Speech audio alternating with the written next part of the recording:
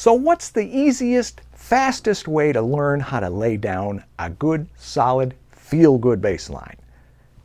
Same way I've been telling you. Come on in, have a seat.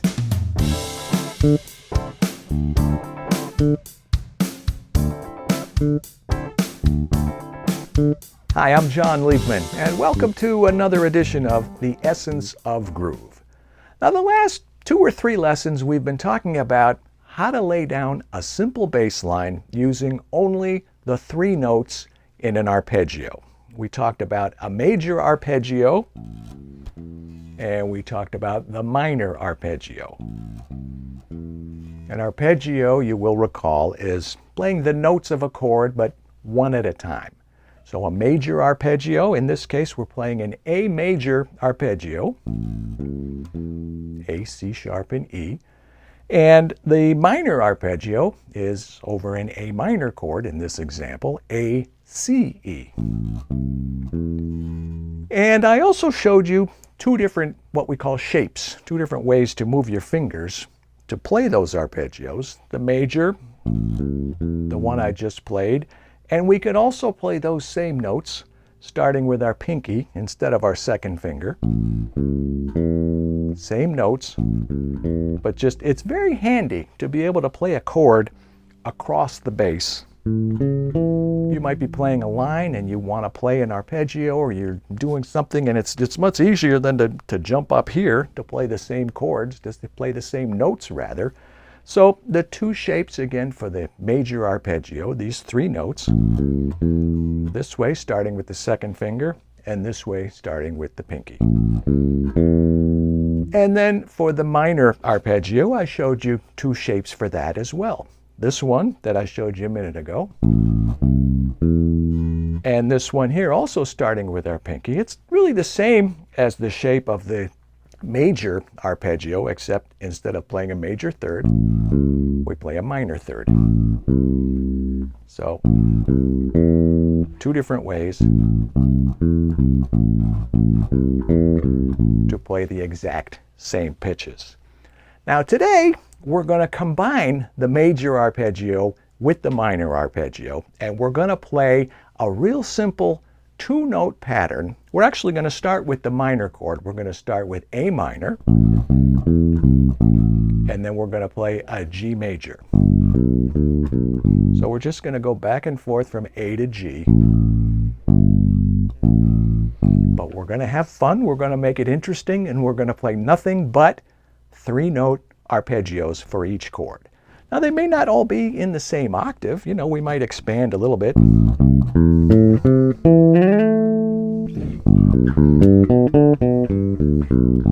But the point is, every time I play the A minor chord, I'm going to play nothing but A, C, and E.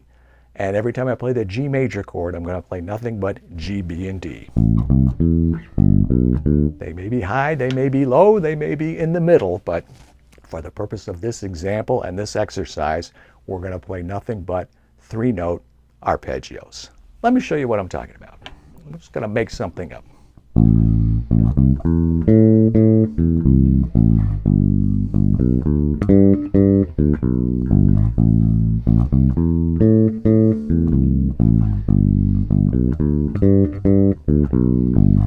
I mean, you could have a chord chart, or you might not even have a chart. You might just know that it's going from A minor to C, and you might start out just, you know,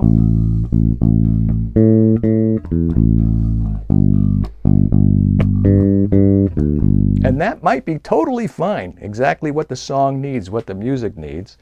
But if you're playing for a prolonged period of time, or if something changes, or if things get more exciting, or if the band, if the music, if the song just needs you to play a little bit more, you've got that in your back pocket and now you can pull it out.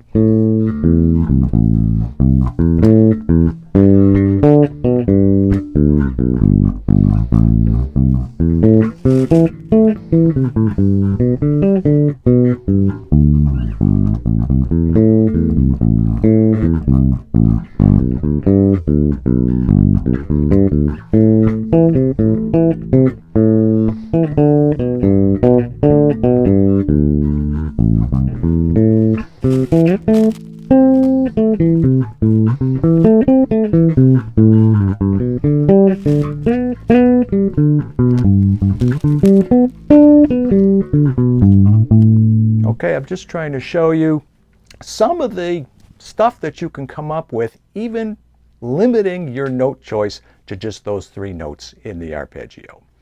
And remember also what we talked about, you can master that shape. Once you get that shape under your fingers, as I've said many times, the awesome consistency of the bass. If you can play something anywhere on the bass, you can play it pretty much everywhere on the bass. I don't know if you're getting tired of hearing me say that or not, but I'm trying to drill that into your brain and make sure you understand, because the minor chord down a whole step to the major chord, that's a very common pattern, a 2-note pattern, but it's not always going to be in A minor. You know, suppose you want to do that same thing in C minor, down to B flat.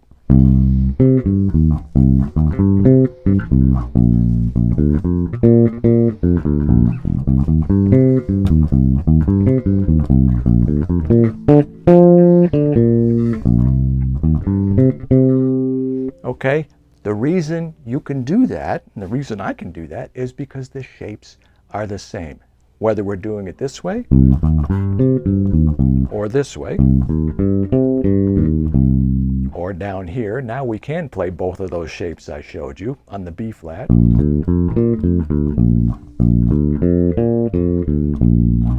That's just one other thing that's so cool about the bass. Play it in any key. Play it in every key. Play it in the weird keys. There are no weird keys, just familiar keys and unfamiliar keys. But, you know, play it in E flat minor.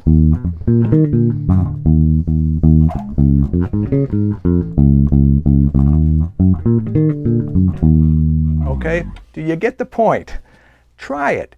Take those 2 shapes. Actually, take those 2 versions of the shape for each chord, for your basic garden variety minor arpeggio and your basic garden variety major arpeggio, and fool around with that pattern. See what you can come up with. Try it. Let me know. I want to hear from you. I love the comments I get on these lessons, on these videos. John, I tried it, or John, I'm going to try it, or I really like this, or I like the way you explain it, or I never thought of doing it that way. Fill in the blank, whatever is appropriate for you. But let me know.